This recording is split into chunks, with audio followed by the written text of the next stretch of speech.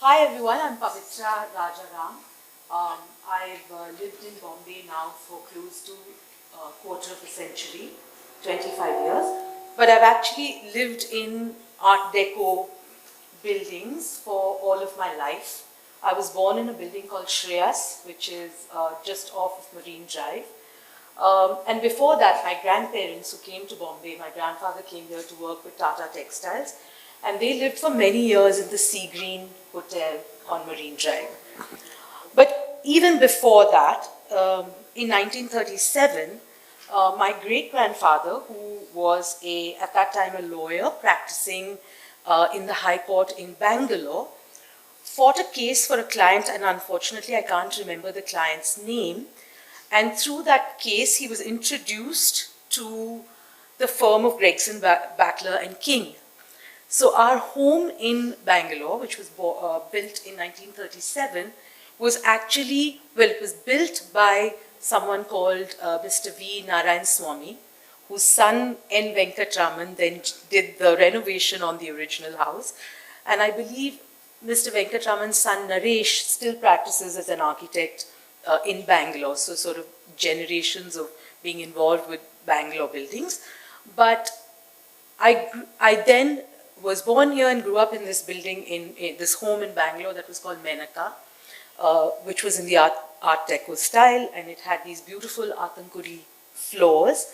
And I really related to what you said just before, Sajay, when you talked about how we actually adapt elements from our own milieu and our own way of understanding our own cultural experiences, and then that's always set within a different context. So this idea of, is it Art Deco, is it not Art Deco, how do you live with Art Deco, how do you continue to keep Art Deco relevant? I would actually take a step back from all of those and say that, you know, relevance also comes from authenticity. It comes from authenticity of experience. It comes from authenticity of how we are able to assimilate and live with objects that we love. And sometimes the similarities and the threads that hold ideas together can be subliminal as well. They don't need to be overt and in your face. And so today I'm actually going to share with you something incredibly personal, which is that after many, many, many years of living in Bombay, and arriving in Bombay and literally as a 27, 28-year-old, and trying to make a life in this city, trying to build a career in this city and create a professional body of work.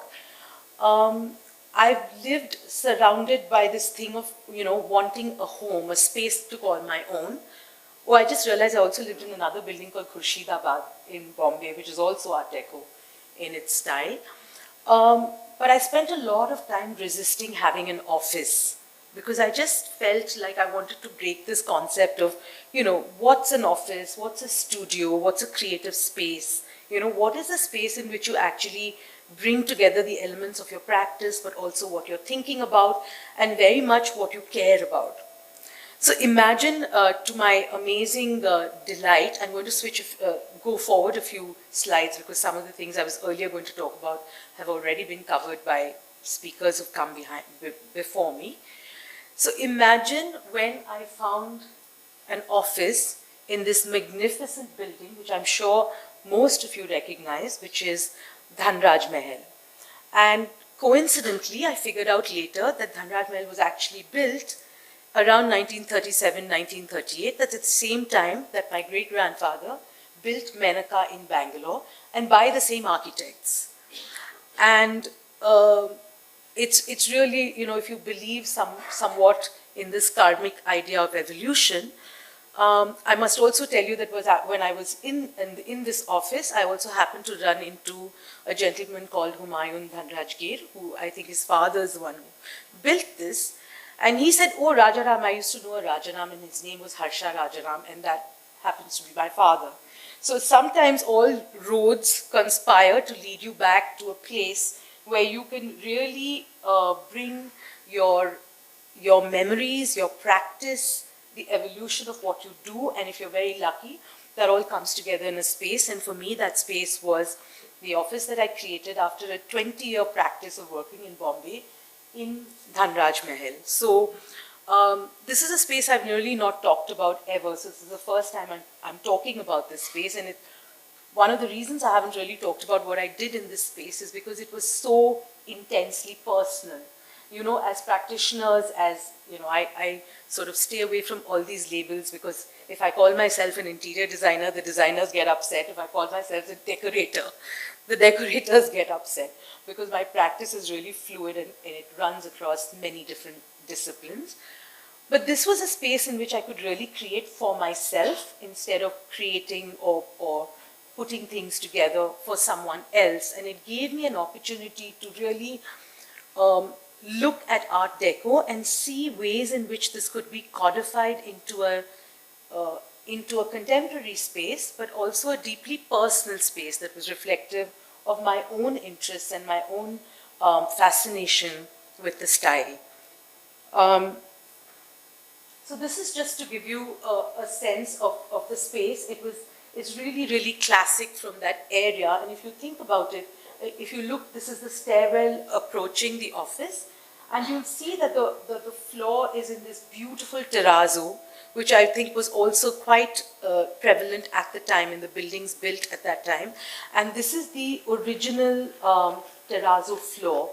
At the time that I got this, of course, it's a rented space, and people thought I was really, really insane, because, including my landlady, because I spent a lot of time undoing what had been done before to sort of expose the Art Deco bones of the space.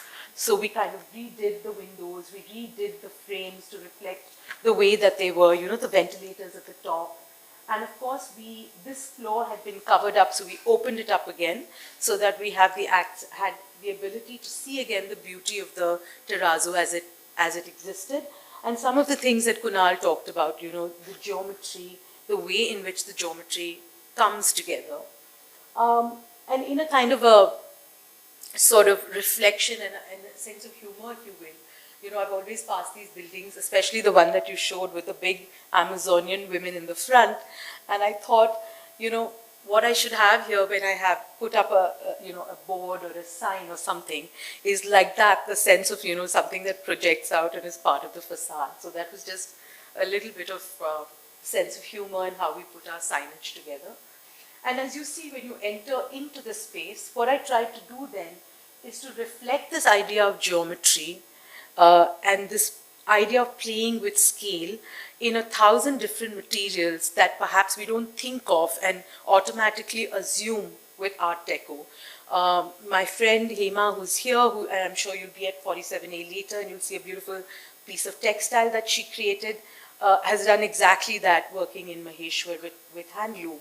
But here I chose to look at Ikat and other textiles that play on this idea of geometry, that play on the interplay of geometry, of straight lines, and how some of these things that we don't think of as modern, that we think of as folk or tribal or exotic, can actually be seen in a different context. And sometimes it's the juxtaposition.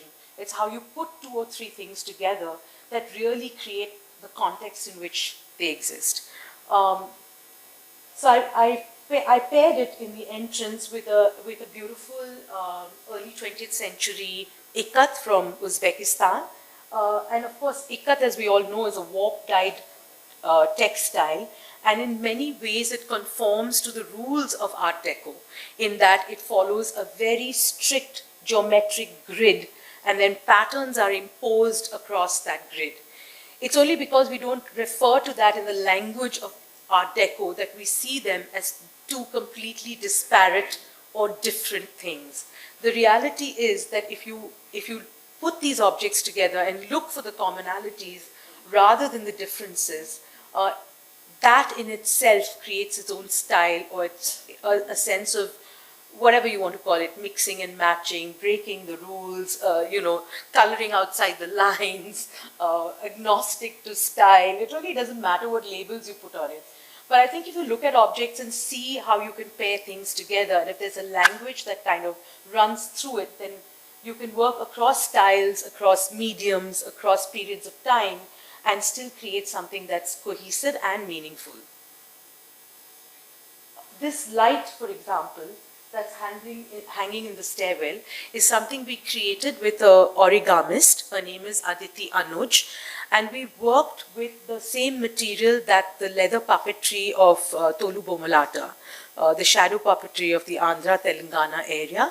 We sourced the leather from there and worked with an artist to replicate this idea of, we spoke a little bit now about the tessellated, the dome that's created, this idea of geometry that comes together in a form. And the idea was to reflect the sense of that architecture, but as a light installation. You can see it over there on the left. So this is the space, and what we actually did was open up the space completely to reflect the curve, to reflect the sort of angle of the bay window. And what we did was I opened up all of, the ventilators had been closed over, the windows had been made smaller. So in a sense, what I did was really expose the architecture. But within that, I added objects that to create a context in which I was seeing this. So for example, I have a Burmese chest. Burma again was a place where you saw a lot of the prevalence of this kind of building. The horse actually is from Chettinad, and Chettinad is a place, again, you see a lot of Art Deco, and all over the south actually, in Madras, in Bangalore, in Chettinad. So the idea was to bring objects from varied points in time, but unite them in a shell that essentially maintained its Art Deco sanctity. And I feel that there's absolutely, what do I say, that I'm not a purist in the sense of thinking that one thing from one era, one period in time cannot be paired with another. And I happily mixed my Chandigarh chairs with chairs from the metal chairs from the 1950s, with a Burmese lacquer chest, with an early 20th century Vahan, with an Ara nude, which you can see to the right. And of course, I added to that these 51 birds in motion, because to me, those birds represent abundance, as Kunal talked about. They also represent freedom, and they also represent this idea of migrancy to the city of Bombay. And one of the places that all immigrants to this city go is, right outside on Marine Drive, and you have all the pigeons that take off in flight. This has always for me been a very, very grounding element. I'm very, it also is my journey, it's everyone's journey. We all come to this city in search of a dream, and for many of us, these dreams do come true. And to me, this was a soulful, a personal talisman of my own journey, coming to the city at 26 and finally having an office of my own at 50. So I have 51 birds flying through this Art Deco space. So it was my own space, so of course I could be as whimsical as I wanted. And one of the reasons, this is also done in origami, and this is also done with the Tholu Bommalata materials. And one of the reasons I was fascinated with is because I think there's a huge, the geometry and the precision that you find in puppet making, in origami, in Art Deco. I mean, I loved the sketches from the JJ students that are at 47A. I absolutely was in love with them, and I was so disappointed because I was told that one could not own them, acquire them, but that's a different lesson. Not everything needs to be consumed and owned. But I think that the patterns of geometry and patterns of tessellation that Art Deco has in common is also common to many of the arts and crafts of the Indian subcontinent. And that while we don't realize it, many of our art forms are actually based in a geometry. If you're looking at Kolam, which is the Rangoli patterns, for example, of South India, they're all based in the same geometry. If you look at Ikat, it's based in the geometry of a woven warp, right? So I think that for me, it was really interesting to bring these elements together. these are again more visual elements from the space. I'm not sure if you can see it clearly in this picture, but I do have ziggurats done by a Bombay ceramist. Her name is Ritu Shastri, and she did these beautiful ziggurats inspired by Art Deco architecture in Chettinad, but also South Indian temples. And the idea that geometry can repeat in so many different ways and forms, and thinking about this idea of what is modern, what is original. Is there such a thing as an original idea? Maybe what is original is our point of view, where we stand in this world and how we experience and understand things. And as practitioners and as creators, as artists, what we put out. That's original. But the idea itself, I think it's been around time and time. That's, of course, a beautiful Susani textile. And I love it because, again, it looks at this, the round, the circular form, and the repetitiveness of the circular form. That's a Jain Loka Purusha, which speaks to this Art Deco idea of the elongated man, the long, the human figure being pulled out in its length. And the idea was to really play with this idea of saying, what is modern? These things that we talk of in a style and say, this is what makes it so. You can look at so many other interesting things in other parts, in folk tradition, in indigenous art. I hate the label indigenous art because it's all art, but just for the purpose of this conversation. And you can see these forms reflected everywhere, and sometimes the joy and the magic lies in how we put those together. Which one? It's a Susani. It's again an embroidery technique from Central Asia. And the word, of course, comes from sujan, or the needle. And you see, Susani, S-U-Z-A-N-I, Susani. Yeah. And again, the joy of this space, that's why dog scarf is 16. You can see him over there. Sorry, that's on the side. But the joy of doing this was to really have a chance to absolutely expose the bones of the space. Because the charm of this, of the Art Deco architecture is actually these little crevices and nooks that are formed. So when I got this space, it actually ended right here where you see this door, and the space beyond that was the kitchen, and then there was a little storeroom at the back. But the storeroom actually had the most magnificent view, because when you looked out of the storeroom, what you saw was that commissioner's building that's right at the corner. And again, I thought how marvelous to actually have a space where you see the evolution of time, the evolution of style. That's in such a different style from this building.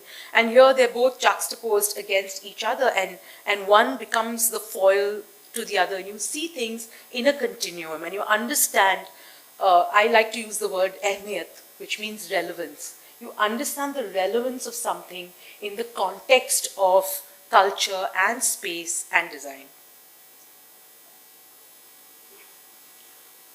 Again, this is just another view of how we converted and used areas without dismantling or breaking anything. So a lot of the rooms had these little sort of ante-rooms that you enter into, and from there you enter into the main room. And we use those vestibules to actually create spaces where we could do displays, where we could do books, we could do a multiplicity of things. And I think to balance the Art Deco, what I tried to do was to populate the place with things that came across a span of time in the 30s and the 40s and the 50s. And all of these things were really sourced in and around Bombay. And I think that's the other thing. I don't know if anyone here is a young practitioner, but I think the other great thing about this city is that you have the opportunity to find amazing objects and amazing, furniture in this city, in all of the little nooks, if you actually go out and look for it. So none of this is precious. It was all found, and of course all of it is precious, but what I mean is that none of this was all found and put together in the city itself. And I think that's one of the most beautiful things about this city, that there's an abundance of objects, whether from Art Deco or any other period, that if you actually go out and look, you will find the most knowledgeable people, and you will find a lot of stuff that's still available and that's within reach of most people. For example, I love the chemist lamp, because I think, again, it adds a lovely dimension.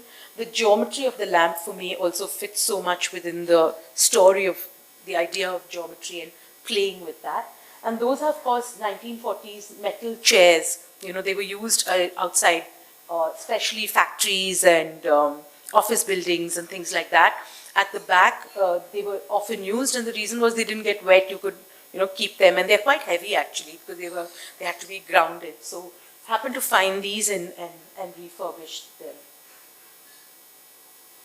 Just, I mean, I was looking for other pictures, couldn't find, but this is a lovely view of the complex beyond. If you look sort of beyond, you'll see that that's actually the Dhanraj Mahal complex. And what's really interesting is that this is a building built in the late 30s that actually has a central courtyard. And although it was built in this style of Art Deco, it is built around a central courtyard, and it, in some ways, it was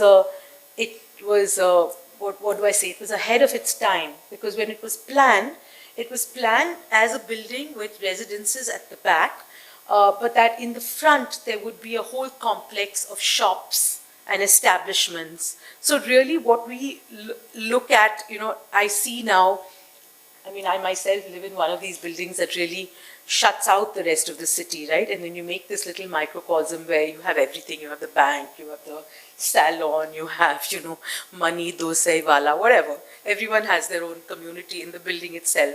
And this was in some ways a forerunner to that, because the idea was that residents lived on the inside with this beautiful courtyard in the middle, and in the front you had a facade which was actually meant to be for the most, you know, amazing stores, retail of the time. And you can see a hint of the courtyard actually through that. Just a few more views. Like I said, I'm not a purist in that sense. So what you see in the picture on the left at the back is a pulkari. It's again an embroidered textile, but again it's completely geometric. It reflects the stripes and that you see very often in Art Deco. I paired it with a Chandigarh chair, and the table is from IKEA. So, I mean, really, I think it is about, you know, how much you're able to see the patterns that connect rather than the silos that divide. On the right as well is an IKEA table, and you can see that's the converted storeroom. I used it as my room to do whatever, art, flowers, lunch. And beyond that, you see the commissioner's building. So it was so sad. This was like just all, you know, boarded up. It was meant to be the room where you kept supplies and stores, but we actually opened it up to reflect not only the Art Deco architecture of the space, but the context, the larger context in which it sits. I wanted to end by saying that, you know, it's really, really amazing the kind of things that are happening in the city today, and I think it's a labor of love. I see Jamini there, and I think Jamini's been doing it for 30 years. When I came to the city as a 20-year-old, I learned so much just by going to her exhibitions and seeing what she put together. So I think, you know, that's a mantle that people like Srila carry forward today, where it's really a labor of love, and you bring together diverse elements, and you allow an audience that spans decades, you know, people starting out in their 20s, to people like me, to people who like Jamini, who has probably forgotten more than any of us will know. So it allows us all to come together and create a vibrant community. And I thought I must tell you what my favorites were in the Art Deco show that I absolutely loved, and that I would, you know, work with and use anytime. I love these deco earrings from Hanut Singh, and I think Art Deco jewelry was a thing, and I'm so happy to see it back and in the context of India. I mentioned Hema's textile, and I think how clever that is, and I'm sure You'll hear a lot more from Hema in the afternoon when she talks about the complexity of technique and what the artisan would have done to actually achieve this. And it's really, really a masterpiece, and I guess you'll see it.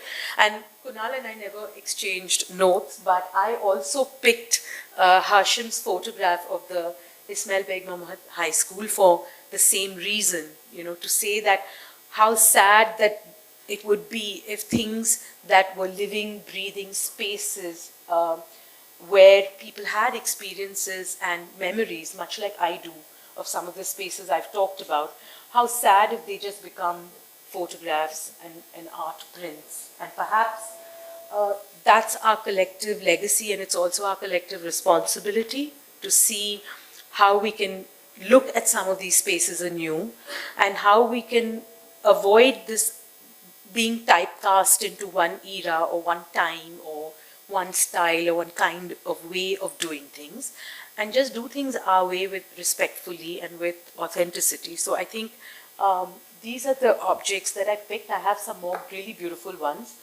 This was a carpet. I'm so sad that it's not there. I mean, how stunning and how clever it is.